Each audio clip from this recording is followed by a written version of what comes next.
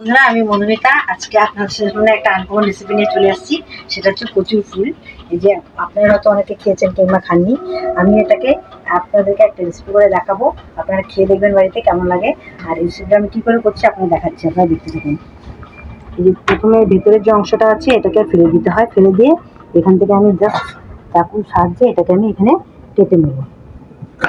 কেটে নেব, এটাকে আমি ফেলে দেবো। আর এখানে যা আছে মাথাটাকে আমি ফেলে দেবো। তারপর এটাকে আমি একটু ধুয়ে নিই। এখন আমি এটাকে এইভাবে আমি কেটে নিয়েছি, মানে কুচি কুচি কুচি কুচি করে কেটে নিয়েছি এইভাবে।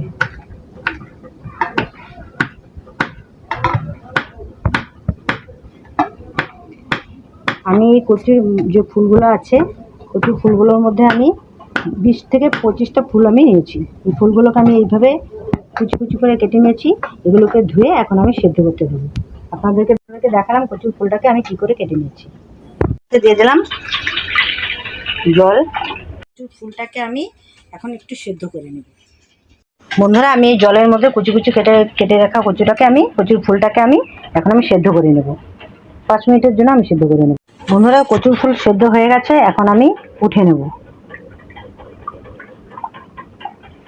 সেদ্ধ করার পরে এই যে দেখবেন একটু কালচে ভাব দেখা যাবে, এটা কষটা উঠে গেছে।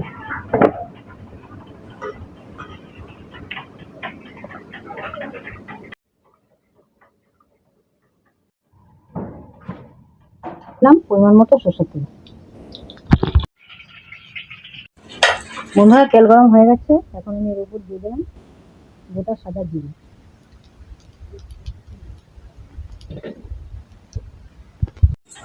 কেটে রাখা কুচনো পেঁয়াজ।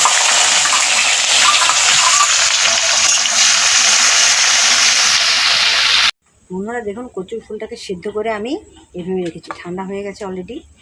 আর এই কচুর ফুলের জন্য আমার এখানে লাগবে যাবে উপকরণ। এখানে নিয়েছি পেঁয়াজ পেস্ট, আর এখানে নিয়েছি কাঁচা লঙ্কা পেস্ট, এখানে নিয়েছি হচ্ছে গরম মশলার গুঁড়ো, নুন, আর এখানে নিয়েছি লঙ্কার গুঁড়ো, হলুদ গুঁড়ো, জিরের গুঁড়ো আর পেঁয়াজ পেস্ট।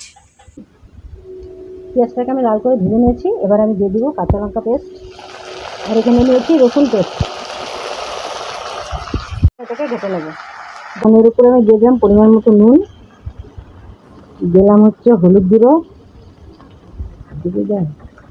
দিলাম এখানে জিরের গুঁড়ো, আর এখানে দিলাম আমি লঙ্কার গুঁড়ো, কাশ্মীরি লঙ্কা গুঁড়ো। আমি ঘেটে নেব।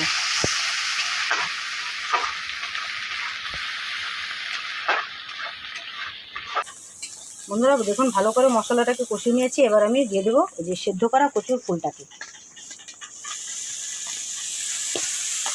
এবার আমি মশলার সাথে কচুর ফুলটাকে মিশিয়ে নেব।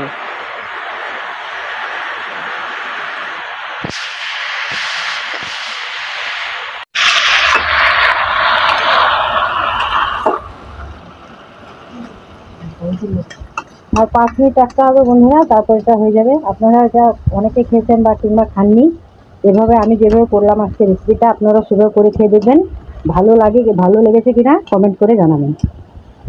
বন্ধুরা, এখানে আমি দিয়ে দিলাম সামান্য পরিমাণ গরম মশলা, তাতে একটু সেন্টটা ভালো আসবে, খেতেও ভালো লাগবে।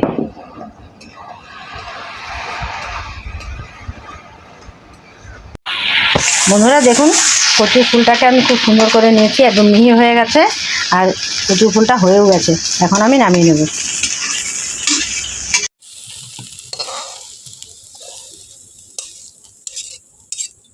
ফুলের রেসিপি আপনাদের কেমন লাগলো অবশ্যই কমেন্ট করে জানাবেন। আর যদি ভিডিওটা ভালো লেগে থাকে অবশ্যই লাইক শেয়ার সাবস্ক্রাইবটা করে দেবেন।